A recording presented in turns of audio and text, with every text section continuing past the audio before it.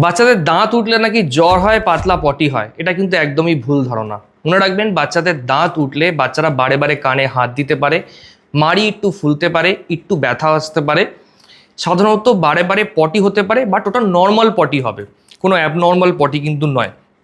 এছাড়া low grade temperature বাড়তে পারে, মানে হালকা গা গরম হতে পারে, সেটা কিন্তু কখনোই 100-র ওপরে যাবে না। দাঁত উঠলে বা দাঁতের জন্য যদি বাচ্চারা কষ্ট পায়, যে জিনিসগুলো করতে পারেন, কিছু ঘরোয়া টিপস আপনাদেরকে দিচ্ছি।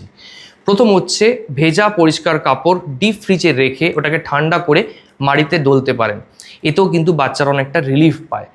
টিদার টয় অ্যাজ সাচ আমি রেকমেন্ড করি না, তার পরিবর্তে আপনারা যেটা ইউজ করতে পারেন, একটা অ্যাপেল স্লাইস করে রাখতে পারেন, সেটা ফ্রিজে রাখতে পারেন, আর সেটা কামড়াতে দিতে পারেন। এতে দুটো লাভ একসাথে, মানে বাচ্চারা চিবোতেও শেখে, প্লাস টিদিং পেন থেকেও রিলিফ হয়। ভিডিওটা ভালো লাগলে প্রত্যেকবার আমার সাথে শেয়ার করবেন, আর চ্যানেলে যদি নতুন থাকেন তাহলে সাবস্ক্রাইব করতে ভুলবেন না। Thank you.